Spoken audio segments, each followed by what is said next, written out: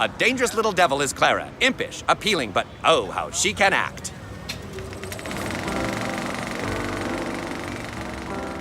Clara Gordon Bow was born into a poor family in Prospect Heights, Brooklyn. She entered an acting contest, and she won. Her prize was an evening gown, a silver trophy, and help getting into the movie business. So at the age of 16, she dropped out of high school. In the year 1923, soon-to-be famous gossip columnist Luella Parsons interviewed her, and she was smitten. Now, that same year, she made the picture Grit. She played a tomboy, and that was her last New York picture, because Preferred Pictures signed her to a contract, and she moved out to Hollywood.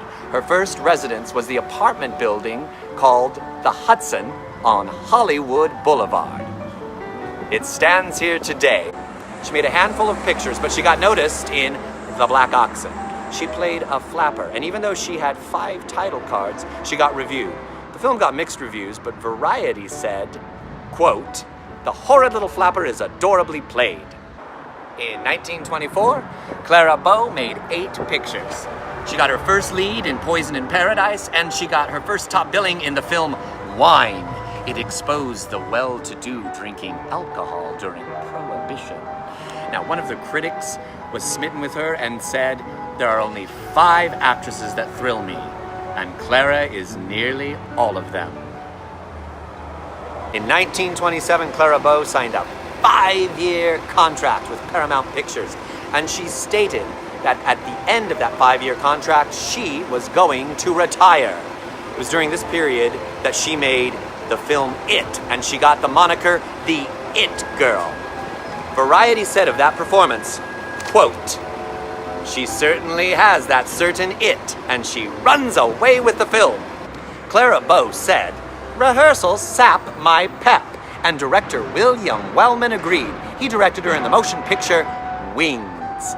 He said that movie stars were less about acting and more about personality, and Clara Bow had that in spades. Fun fact, the picture Wings was the first movie ever to win an Academy Award for Best Picture.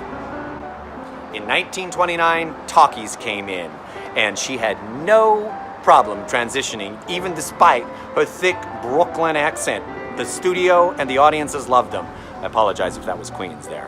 Her first picture was called Wild Party, and she did have problems with the takes because she kept looking up at that microphone, but she got used to it. In 1931, the It Girl exchanged her nickname to Crisis a Day Clara. She was overworked, she was exhausted, she had legal problems. So, true to her word, she made her last picture for Paramount, and that was called No Limit. She left at the age of 25. She got married, moved to a ranch in Nevada, and she regained her health with healthful eating, exercise, and rest. But the Depression had set in, and Hollywood kept beckoning Miss Clara Bow to come back and make movies. So she agreed to sign a 2-contract deal with Fox, and in 1932 she made her last 2 pictures ever, Call Her Savage and then Hoopla. You see, she said, "I went back to work in Hollywood, so I never had to go back and work in Hollywood." This is Todd Pickering for Walk of Fame Wednesdays. I will see you next week in Hollywood.